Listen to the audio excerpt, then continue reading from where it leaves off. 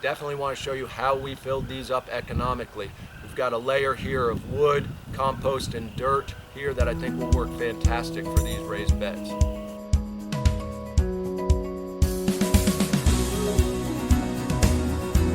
Hi everyone, it's Keith from HomeRight. We have been making some tremendous changes here to our backyard garden.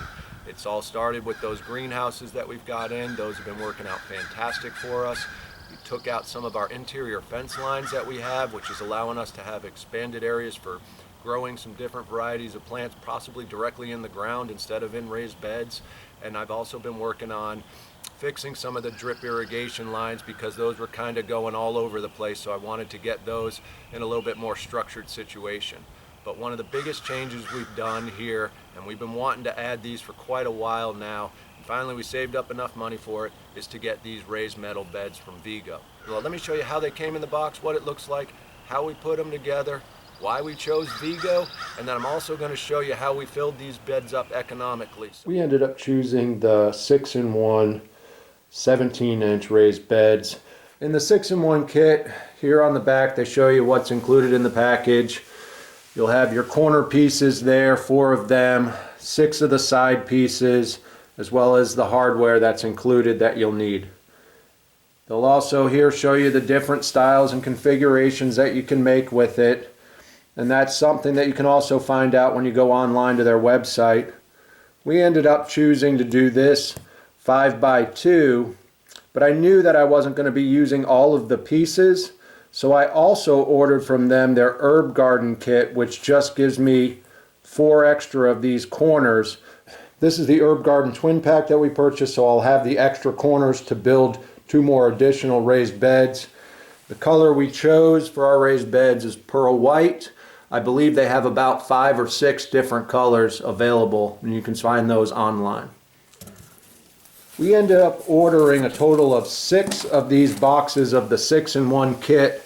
They do a real good job with packaging, and what you're going to get here is you're going to see you'll have all of your corner pieces right there, all of your straights are right there, and then here on the side will be all the necessary hardware that you're going to need.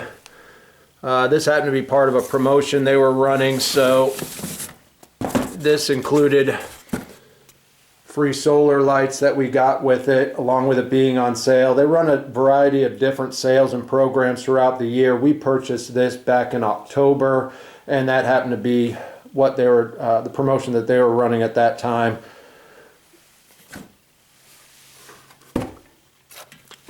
And then easy to follow instructions, pretty simple. I've already put together about 4 of these. They take me about 45 minutes or so each to put together. And this is the herb garden pack, so this is where I'm going to get all the extra corner pieces to build our additional bed. As you'll see down there at the bottom, that was still part of that solar light promotion. And then once again, the necessary hardware to put it all together. So every one of these pieces has this protective film on the front just to help with the finish here while it's shipping, and also probably while you're putting it together. So all I do is pull the film back about 2 or 3 inches from both sides, so that way I can get to the fasteners. Once I'm done building the raised bed, I'll then pull all the film off of all the rest of the pieces. So here's the hardware that's included in the 6-in-1 kit. You've got this protective gasket that you'll put onto the bed once it's built and completed.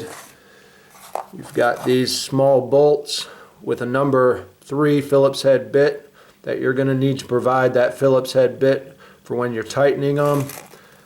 You'll have the washers that you'll put on each one of those bolts, and then for the nuts, the top 2 get this protective nut on them, and then the bottom 4 just get this standard nut on it. They'll also give you this socket that'll help you when you're starting to tighten it all together.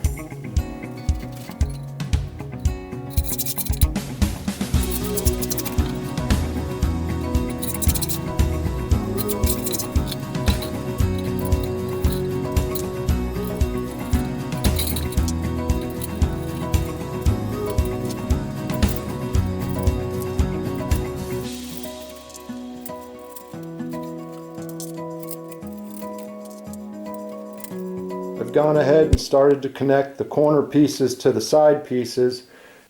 And one thing you're going to want to make sure you do is that on all of these corner pieces, they are the ones on the outside overlapping your side pieces. And you're going to want to do that on all four corners. So the last two things you'll need is this socket wrench that they provided, and then you can either use a hand or a cordless drill and just put a number 3 Phillips head bit on it.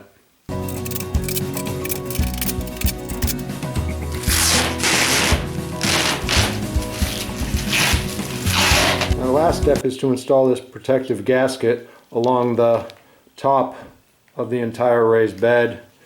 Pretty easy. You'll see there's just a little groove channel, and you just follow that all along the top till you get to the end. Once you get to the needed length, we'll just cut it off.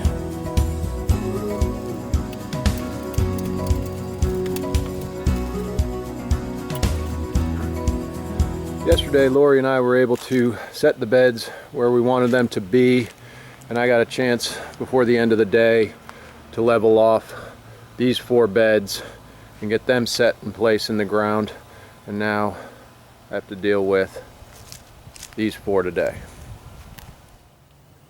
And one of the things that we have had to deal with all along in our backyard garden is the slope and the terrain that we have here. It's nothing significant, but it's enough that we have to make sure that we get a little bit of these beds dug into the ground so that they're good and level. First thing I'm going to do is just take my shovel around the outside of the bed and just make some marks so I know where the bed is going to sit. Then I can move the bed and start digging it out so I can get it good and level.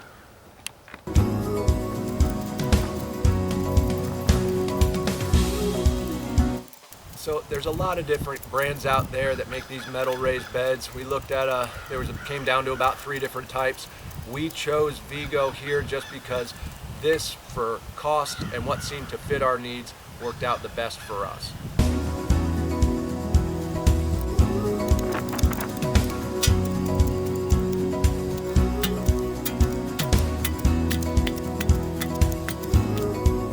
So before I go putting the bed in, I wanted to just show you what our soil is like. We've got a lot of red clay here.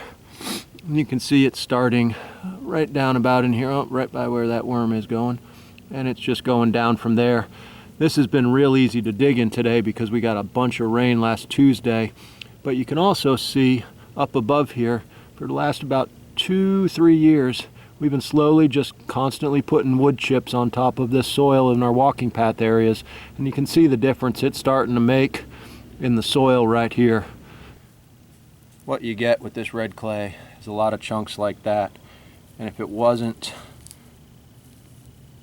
so wet, this stuff would literally be rock solid.